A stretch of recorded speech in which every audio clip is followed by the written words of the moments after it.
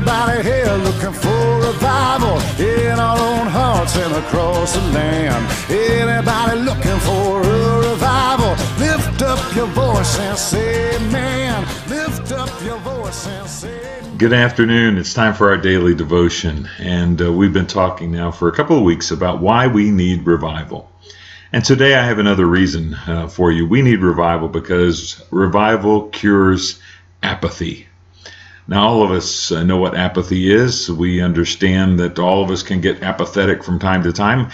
Apathy is where we get to the place where we really don't care, where our heart isn't stirred any longer, where we're not passionate any longer, where we just get burned out or used up or turned off. But in some way, in some manner, over a course of time, we just get this spiritual inertia which causes us to slow down and finally stop and just throw up our hands and say, it just doesn't really matter to me. And that's a horrible place to be when it comes to spiritual things.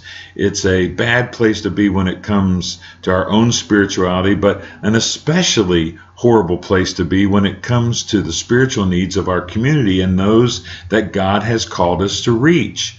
And so what happens with many churches is that one at a time its members become apathetic and burned up and burned out, and they just sit in the pew and give up and wait to die and go to heaven. And the problem with that is God didn't call us to sit down and wait. He called us to get up and go. And it's hard to get up and go when you're apathetic.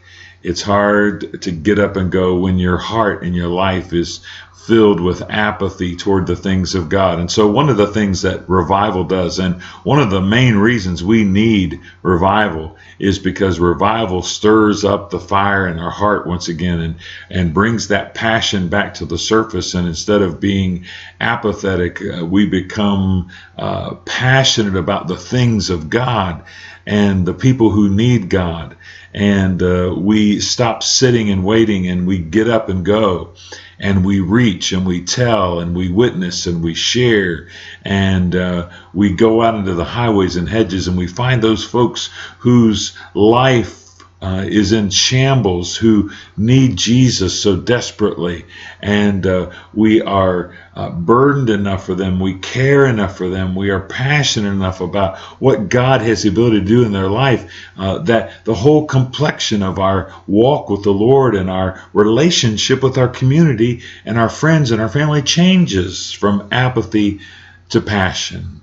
And so one of the things that revival does that we need so badly is for revival to cure our apathy and to stir the revival fires of passion in our heart, where we become so sold out and so committed to Jesus that he becomes preeminent, the most important thing in every area of our life. And those who experience real revival will never be apathetic again. They will instead be on fire for God, and they will go out and tell the world about Jesus.